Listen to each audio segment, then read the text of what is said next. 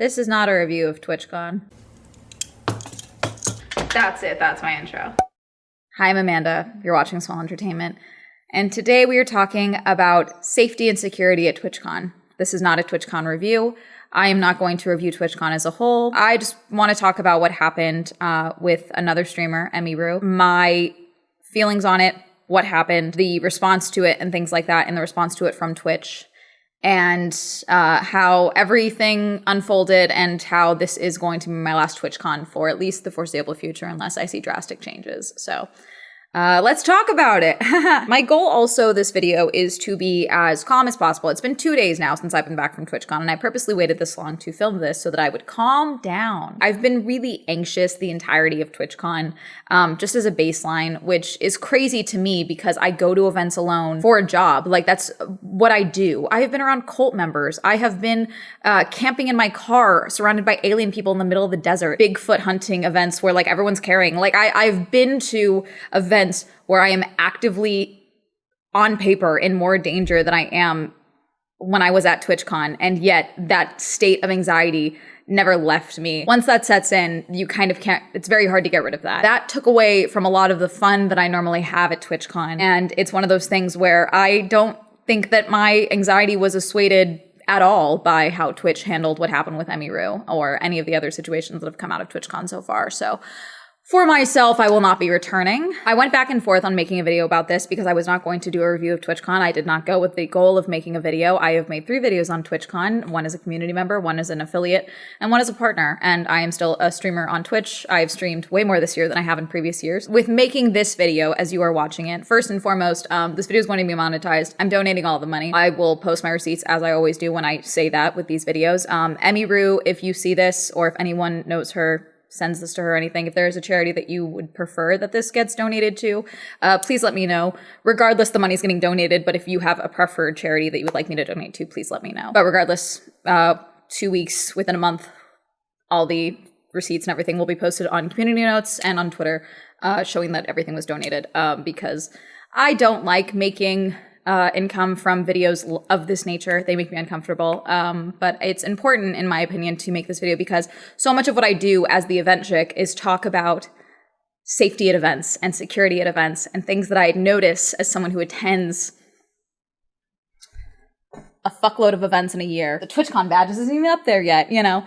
And so for myself, I felt this was important because a lot of people were like, are you making a video now? You know, like throughout the week. So here it is. Leading up to TwitchCon, a lot of streamers pulled out. A lot of big name streamers pulled out for various reasons. There was a lot of safety concerns. Some people had gotten active threats. A friend of mine that did go through with his meet and greet had gotten an active threat that he had raised to TwitchCon in particular, where he was straight up sent a DM saying that they were going to show up to his meet and greet and kill him. So thankfully nothing happened with his meet and greet, but like there are safety concerns. And when you are a person on the internet, forget even just being a streamer, you have a higher risk of something bad happening, even if you have 50 followers. You know, there's just more people out in the world that know what your face looks like and know who you are and could have a problem with you all of a sudden, okay? And so it's something that safety for your average attendees needs to be higher because the average attendee is going to be someone that has some form of knowledge of the other people at the event. You know what I'm saying? Like, I think I just butchered, I think I just butchered how I explained that. But like, I talk about, you know, being I'm a YouTuber first and foremost. My following on Twitch is fairly minimal. But even speaking, when I started streaming on Twitch, I was told by my friends that were streamers to be careful because I already have a subset of my audience here on YouTube.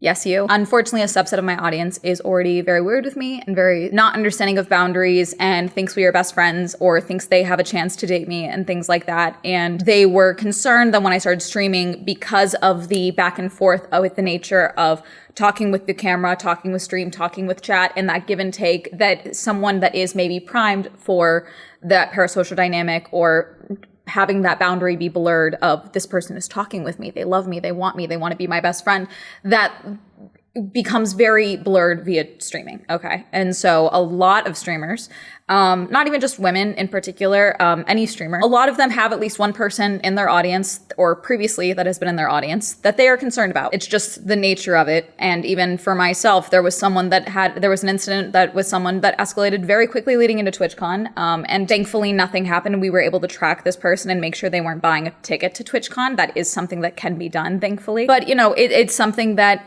once you just have to be on top of it. And so with TwitchCon, a lot of people were pulling out.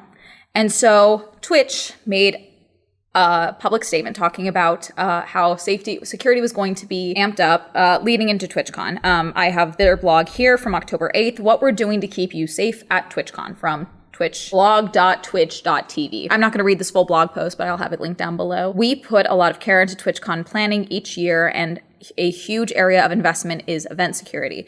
In the months leading up to TwitchCon, we built out systems and processes designed to ensure your safety and the safety of those around you. This year, as we do each year, we revisited and bolstered our security approach, building on a best-in-class foundation. Below is additional information about how we approach safety, and they talk about the venue with the security measures that are in place with the venue. It's not lost on me that this all happened at the San Diego Convention Center, a place that I was at a few months ago now, for Comic-Con. If you guys watched that video, you know that I was very critical and uncomfortable with the fact that there was no true security check at San Diego Comic-Con. Your security check was touching your bag to the sensor. Bag checks? Metal detectors? That wasn't there, which made me uncomfortable with how crowded that event was. It felt weird, okay? Now, obviously, there was security at TwitchCon. I did see some people saying that security was non-existent. That is just factually untrue. I think security was wildly inconsistent, which I will talk about my own experiences with that going forward. But to say that security was not present, I don't think is a accurate representation of what happened. A lot of streamers still decided that they were not going to go. A lot of streamers that said they weren't going to go and did end up going, I was told were forced to go because of prior agreements with sponsors and the like, with payment and things like that. That is something that I was told. Let's talk about the Emiru situation specifically. Now, I'm not going to show you this video because, as I mentioned, I would like to donate the funds from this video, and also I do need to protect my channel, as this is my job. And a lot of YouTubers that have been apparently showing this clip have been having their videos taken down and channels striked. So I would like to avoid that. I assume that this is happening because YouTube is acknowledging that this is a video of someone being assaulted, which is what it is. I want to make it abundantly clear. It shouldn't matter that he didn't manage to actually kiss her. It shouldn't matter that he didn't wrap his hands around her throat or punch her or stab her or anything more in line with bodily harm. It shouldn't get to that point for this to be taken seriously. The fact that he was able to cross multiple lines and get to her and be this close to her and get to the point of being able to physically touch her and crouch over her to try and kiss her is a failure of protocol, is a failure of security. And even before that, Twitch, you failed safety. You failed the safety of your creators when you forced her to have her meet and greet in order to keep her show. I want to elaborate on this because I've seen some semantics going around. Sure, Twitch did not say you have to do your meet and greet. Doesn't seem to be what happened.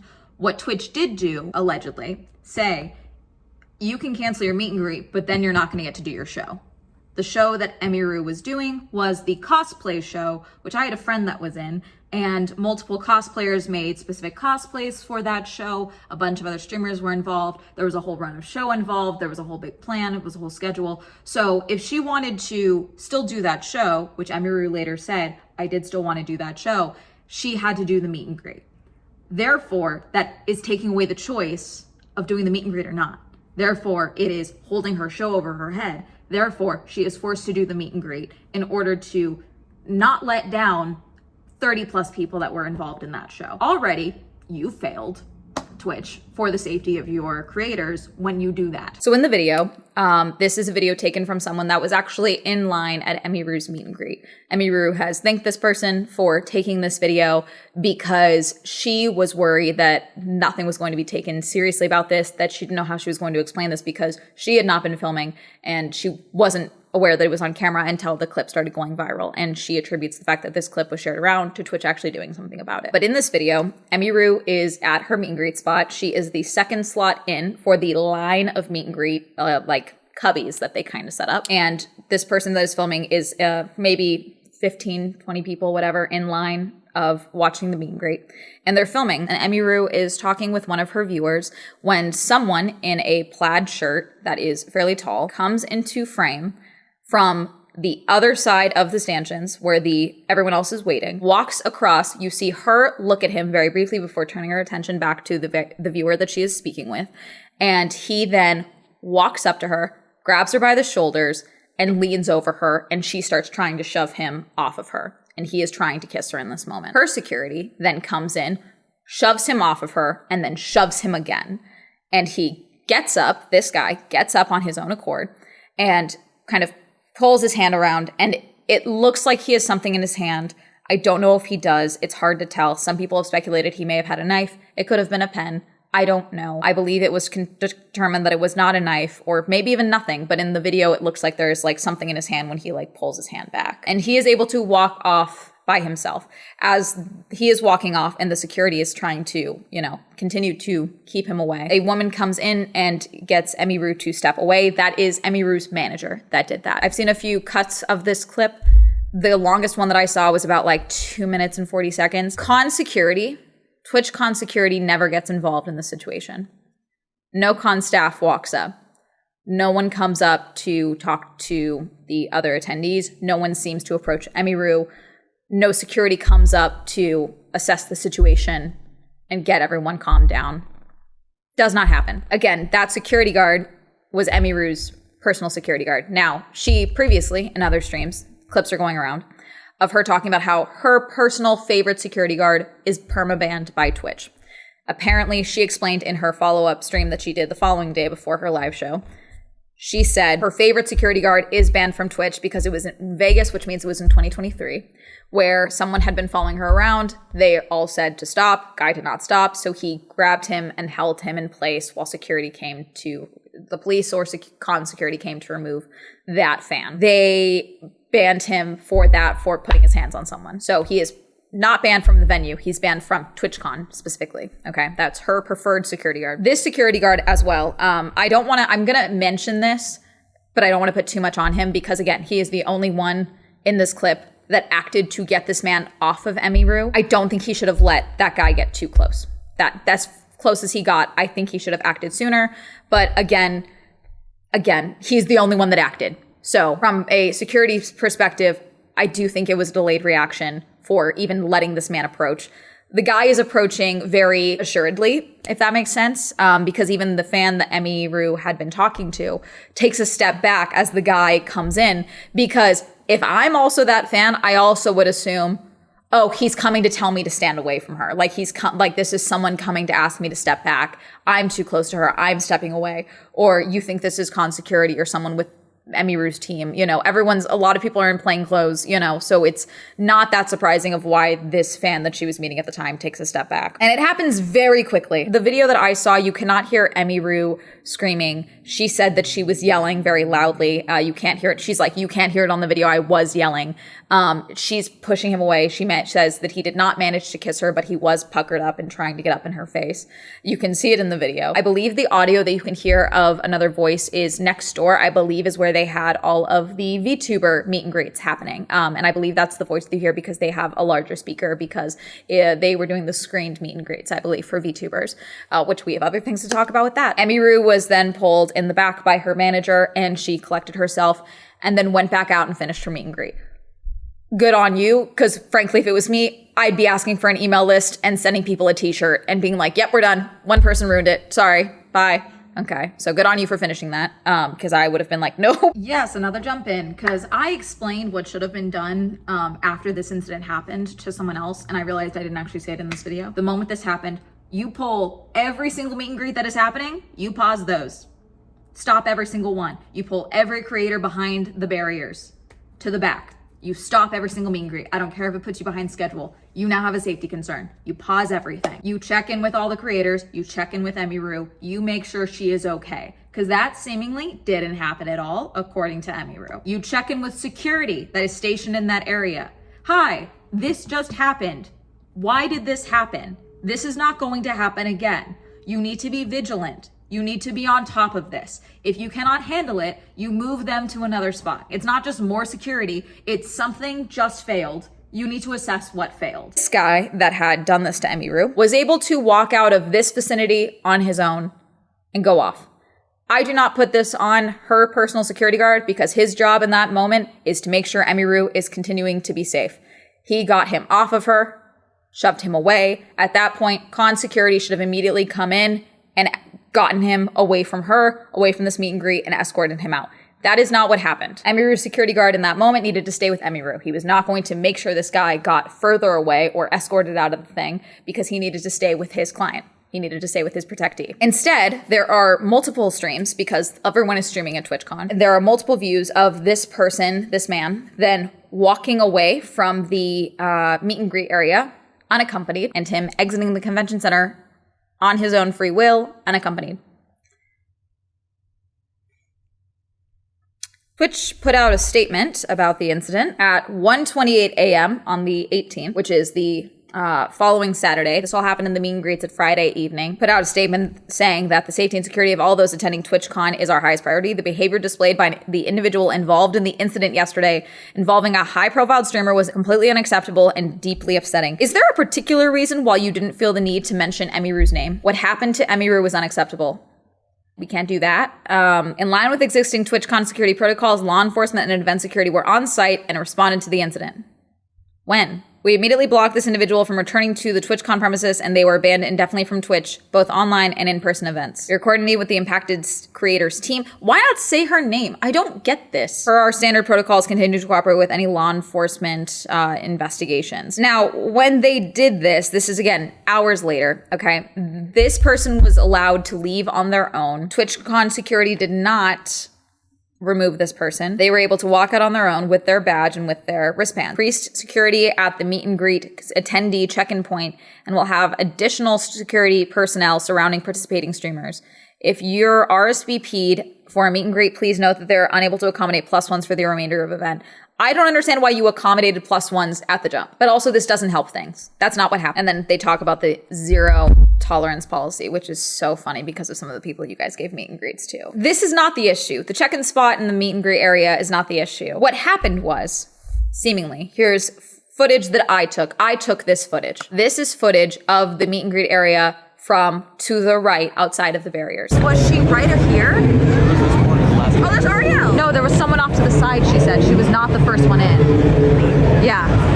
Because they got by another thing, they said. So not this corner one, it was the second one. Yeah, second one in. There's a couple sunglasses. Yeah, no, but yeah, but you can see it. So it was this one right here. Yeah. There is scanning zones here. And then there's this way back here.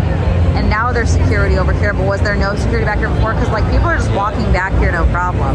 So could they have jumped under the line, passed through one side, and then gone around? My thing is make like you're going to the bathroom, and then come back, and then just... Yeah. As you can see, there is one wristband check-in point at the front. There is another one further down, and I think there was a third one closer to the Twitch Rivals station, the Twitch Rivals arena entrance off to the side. Do you see the glaring hole here where the wall for the blocked off area of the meet and greets is not completely blocked off from the attendee zone? Do you see why it's not a wall and it's stanchions? Now, as you see in this video, this was taken Sunday, so they do have multiple other security there. As I said, there is the VTuber meet and greet, the first one, and the second one in is where Emiru was. What I assume happened is this person came around from where I'm standing, went around behind those stanchions, crossed over in front of the VTuber meet and greet, and just walked right up to Emiru's meet and greet. Now, every line has at least one like line handler to help with. I don't know if these are specifically security, but there is at least some form of con staff that is there maintaining the flow of the line. So at least two people that were like the con people that would have been passed because the VTuber line, Emiru's line, okay? Probably more security on the back end on that side. I don't know if anyone was standing again, a whole nother person's meet and greet, okay? And then Emiru's meet and greet. It didn't need to be someone's +1. They just walked through. That's what I'm assuming happened. Because the way they approach from the angle, they're certainly not coming from Emiru's line.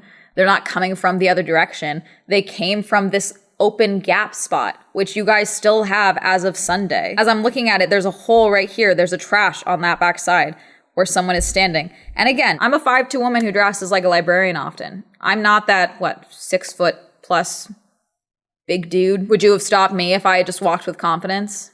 Because there was a few times where simply having a purple wristband for partner got me into a few spots when they definitely shouldn't have. That whole meet and greet area should have been completely enclosed in that block off zone, with only the access points being between the meet and greet zones, which is where talent comes in and out. First and foremost, okay? Security also gotta be in on it. Gotta be locked in. As I mentioned, my issue with security was often the inconsistencies. A lot of people seemingly didn't have a full understanding of protocols. So security coming into the event, lots of security outside, lots of security inside. You have people that are doing bag checks. So the bag checks, the bag as a whole, never actually went through the metal detectors, but every attendee went through the metal detectors. They took things out of my bags on occasion. Sometimes they just kind of move things around. Sometimes they unzip my little Bulbasaur, like, tech bag that I have that, keeps my camera gear in it. My bag was never stopped. A lot of people were very inconsistent with bags. Unfortunately, inconsistencies of what they allow with like the bag sizes and things like that. Like a backpack's cool, but like a big tote bag isn't. Like things like that. Very inconsistent. I would not be shocked if TwitchCon moves on to clear bags in the future. But even then, I talked to a couple people who were told to open up their ETA bag, their clear pouch bag pockets, to like empty all of it so they could look inside there. So there was, for the security of getting into the event, very hands-on security of checking everything. But again, with an event like this, you can be super locked in on making sure no one brings a knife in, but that doesn't mean that that's enough to stop someone who wants to cause you harm and either kiss you or punch you in the face. It can happen anywhere. And whenever I bring that up, someone's always like, that can happen anywhere. No shit. Not the point. The point is that the average attendee, invited guest attendee of TwitchCon, told Twitch, I'm not going because I don't feel safe. A lot of high profile people did that. So then the priority should have been, let's make sure that literally nothing happens to the people that decided to come. Because you know what I would have loved? I would have loved to have come out of TwitchCon and felt like a fool. I would have loved to have gone through TwitchCon with my anxiety and my fears of something bad happening and be proven wrong. I would have loved that. And that's not what happened. Just because nothing happened to me doesn't mean that this should have happened or that this was not avoidable. There's also the ongoing issue of the culture of Twitch, unfortunately, that has been brought up a lot. There was a lot of instances of misogyny, objectification, IRL streamers just being pricks to women and things like that in TwitchCon, okay? There's a lot of discussion on TwitchCon for allowing streaming and things like that. You guys have often asked me about IRL streaming because I review events. I've been very clear from the jump. I have zero desire to be an IRL streamer. One, it would take away from the reviews. Two, I publicly travel alone. I never post in real time. The concept of you knowing exactly where I am at any given moment, don't like it. So that's my take for why I don't IRL stream. There are IRL streams that I do like, but there are also IRL streams that are just clip farming and dickheads. And a good chunk of them were at TwitchCon. And a lot of them were being misogynistic and pricks and rating women and being shitty to women attendees. And so I will be shocked which women go to TwitchCon going forward. Because when these instances do happen, you also have the issue of, okay, is Twitch going to take your instance seriously? So the following morning, Emmy made a statement. Hello, everyone. I'm okay. Thank you all for the kind messages. Sorry, I cannot respond to them all.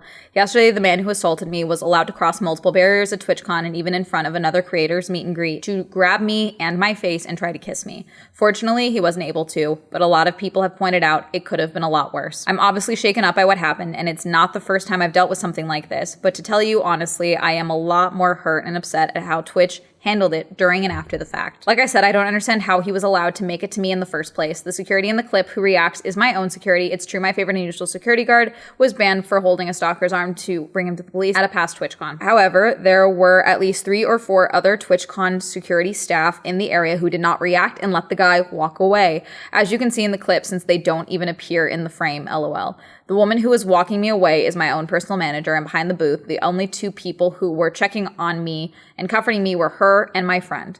None of the TwitchCon staff came to ask what happened or if I was okay. My friend who was present told me Twitch security were also behind the booth afterwards, joking about how they didn't even see what happened and immediately laughing and moving on to talking about something else. So if no one was checking if I was okay or if I needed anything and they let the guy run away initially, I have no idea what anyone hired to keep the event safe was doing, LOL. In Twitch's statement, they said that the guy was immediately caught and detained. I'm sorry, but that is a blatant lie. He was allowed to walk away from my meet and greet, and I didn't hear he was caught until hours after he attacked me. And it felt like this only happened because of my manager pressing it, not because TwitchCon staff present thought it was a big deal. I have a lot more I want to say, but I will say it on stream later today instead of writing a book on here. Thank you guys again. Sorry you to see that. This is definitely my last TwitchCon, and it saddens me to say, as a 10-year off and on attendee of TwitchCon, I think other creators should seriously consider not attending in the future. I did not feel cared for or protected, even bringing my own security and staff. I can't imagine how creators without those options would feel. And then Emmy then linked her VOD that she did before her cosplay show that she did, answering more questions, explaining that originally they were going to give a 30-day ban on Twitch to the dude who did it. That has now been changed to a permaban after her manager was forcing it. And again, the Twitch ban is irrelevant. This is someone that came to your event, Twitch, came to your in-person event and caused harm to one of your streamers. One of the most followed streamers that ended up attending your event. So why would any other partner, any other affiliate, any other up-and-coming streamer feel safe at your event? Because also, there is a clip. I believe the full interview is not out yet. Taylor Lorenz is a journalist that was also at TwitchCon, and she actually interviewed Dan Clancy after the Emiru situation, asked him about what happened with Emiru, and his response, not good. The challenge we face is a challenge in today's society. It's not limited to Twitch. It extends throughout our society. I do think that when you're live streaming, in many ways, since you control your community and you can ban people, you can, make it so that those people that you don't want engaging with you and participating with you aren't there. He starts his response by saying that this is not just a concern on Twitch, it's a concern on all platforms. But he also says that you can, have a bit more control of your community on Twitch, which in context does feel like victim blaming, as if this wouldn't have happened if Emiru had better understanding and control of her audience and community. I don't know if this is a dude that is known in the space. No one that I've seen seems to be able to identify this dude. I think if we knew a name, we can see if there was actual, anything happened, if there was a charge filed or anything like that, or a report made by Twitch. I think that's a very easy thing to back up. But the fact that I don't think this was a community issue within Emiru's community. I think this could be a community issue within Twitch, the culture of Twitch. That combined with all the other misogynistic bullshit that happened this weekend to other streamers. This is a community issue. This is a culture issue within Twitch, on top of the fact that men sometimes suck. Now, what happened yesterday obviously was something that we care deeply about, securing this environment. We're looking very closely at everything that happened there, and I care deeply about Emmy. She's a friend of mine, and so I want to see how we can support her. He then also closes out this interview bit with Taylor mentioning that he is friends with Emiru, which feels weird. Like a weird thing to point out. Would you have cared less if you weren't friends with her? Feels really weird. Feels bad. There's so much more in regards to the situation. Emiru did go through with hosting her show, which was the cosplay show that she did with Baby No Money and Will Neff. My friend Anarchy was in it. A few of my friends were in the show. So I was backstage for that. And even backstage, they did tighten security, where they were like, hey, if you guys are back here, you can't be going in and out to the stage from here because it's a security issue. So they weren't even going to let us walk by a certain area where the green room was. Before that, though, there was, as I mentioned, a couple other issues with the inconsistencies of security. They weren't looking at badges so much this weekend. They were looking at wristband colors.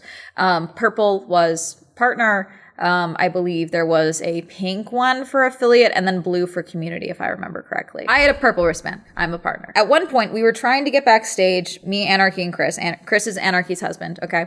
Because we were trying to figure out where we needed to go for Anarchy to check in for the showcase. So we went to the side of the Glitch Theater thinking that that's where we would go to check her in because we weren't quite sure, okay?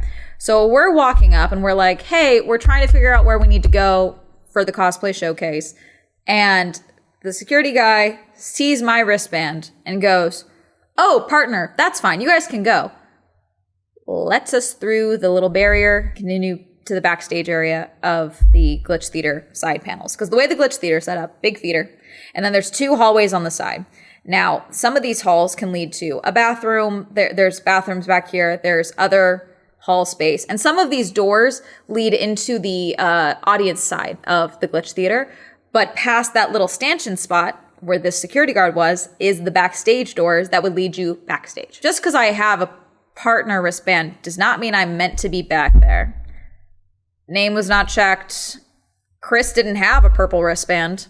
That was not an issue, apparently. So that already, I was like, I don't think that's where we're supposed to be. And Anarchy's like, yeah, I don't think he was supposed to do that. Anarchy was able to check the thing that she had been sent and found out where she was supposed to go. So we exited this. But even then, he like just opened it up, let us through. It was very nice. Really shouldn't have let us back there. And then there was a few other times of little things like that where, again, I would expect more ramping up of security after everything that happened Friday. Because again, that's like the full day one, really. There was just a lot of like weird inconsistencies. The way that you deal with inconsistencies of an event like this is you make it very easy for people, for all of your security guards, all of your employees, all of your volunteers. You make it real easy. VidCon does this with giant posters printed up and hung around. Now, I've criticized VidCon a lot. I've also stopped going to VidCon. But when it comes to security, they're usually pretty on lock. That's why I was so critical of the fact of how bad the security was when I went to VidCon Baltimore. But what they often do is, because there's multiple different badge types, they have printouts of badges and all the wristbands clearly labeled and color-coded, printed up and put out everywhere that the attendees will need to be going through in and out, where security is going to be pointed. Formula One does the exact same thing, because you've got a lot of different badge types. Run of shows should be given out to the people that are on the side of these spaces, so they at least know a name, a list, whatever. Now, you guys did give something out, because I saw it. Didn't flip through it, but I know it exists. When I went to the patch station inside the expo hall, they were giving out like different patches and things like that for the bags to decorate your tote bag that you got for TwitchCon. On the table, there was a little spiral-bound notebook, like spiral-bound, smaller, that was clearly a manual that said TwitchCon 2025 and some other stuff in it, which means that a manual of some sort was given out. Would love to know how clear that was internally. Would love to know how detailed that was. I only saw that one time, and that was on that table for that one spot. So I don't know if that was just handed to them and they just hadn't put it away yet. I think a manual, in theory, yes, great. I also think training is important, because I think in this instance, a lot of the culture of Twitch is very, again, as Dan Clancy even says, not specific to Twitch. It's a culture of the internet thing, okay? It's a culture of YouTube and being online. But those are very clear things of you're going to be dealing with people who think they know these people, and they will know a lot about these people. You need to be clear on who is allowed in and who is not in these areas. You just have to, for safety reasons. You need to be prepared for someone walking with purpose, putting on a high-vis vest and walking through and stealing the crown jewels. I'm not making a joke. I'm being dead serious. If I, 5'2", dressed like a librarian, walked in the way that dude had, do you think they would have stopped me? Or do you think they would have seen the purple wristband? Also in this area as well, because I mentioned that they passed by the VTubers setup. That whole VTuber setup, I believe, was put on by Iron Mouse. Unfortunately, I am hearing multiple reports of all the meet and greet gifts that were set aside from these meet and greets that fans brought for these VTubers. Those were thrown out, or if not thrown out, they were taken. Either way, the VTubers are not getting them. What are we doing? I also hold multiple instances of people in face masks having to pull them down. I'm so curious about this because there was a lot of people in Call of Duty masks walking around. The amount of ghosts I saw. You guys stressed me out this weekend. I usually don't care. The only cosplay that ever stresses me out is a Springtrap, frankly. That's the only one, consistently. A Springtrap cosplay sets my teeth on edge. It makes me uncomfortable. Some of you were like tack vests and stuff, and I was just like, ugh. I did see someone who's like, face masks are harmful. Look what's happening with ice. And I'm like, listen, we have to use nuance sometimes, guys. We have to.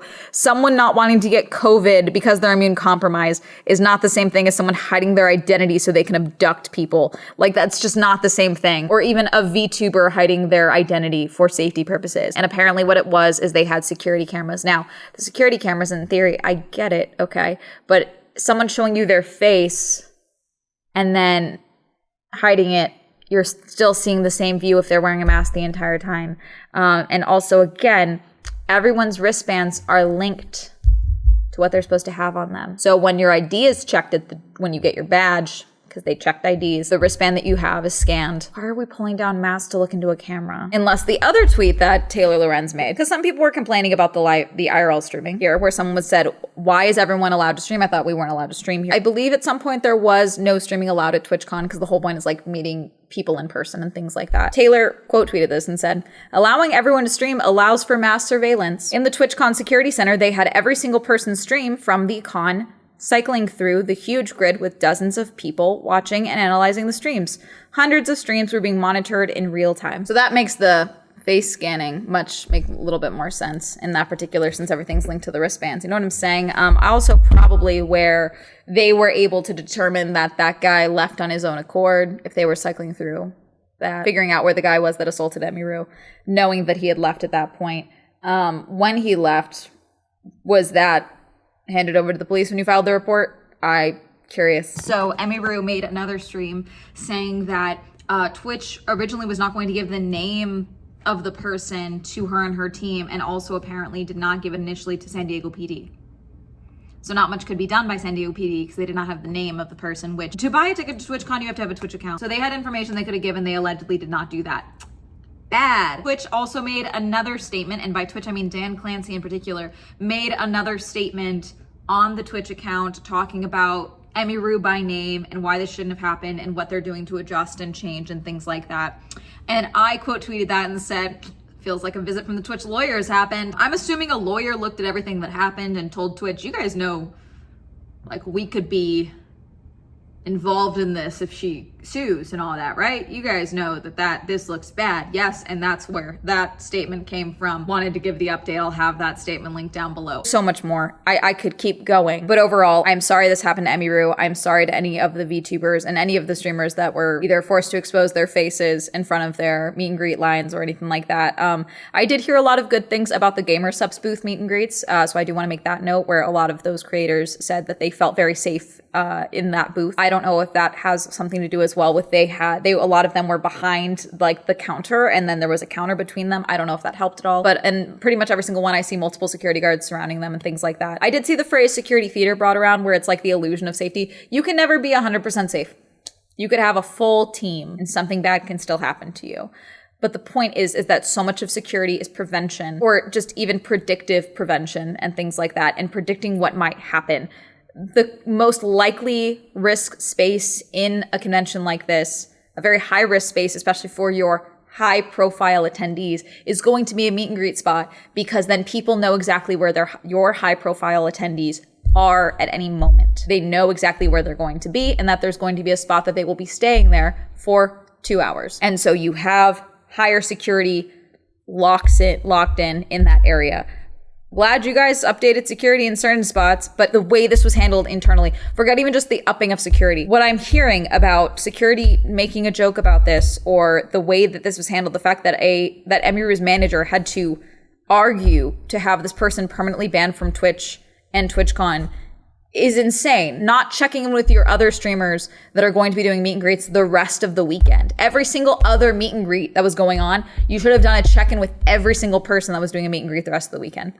Every single person. And it doesn't sound like that happened. So that's going to be it. I don't even want to do my sign off. So anyways, I'm going to thank my members. And yes, I stream on Twitch. Everything linked down below. That's going to be it. Okay, bye. That's it. Bye.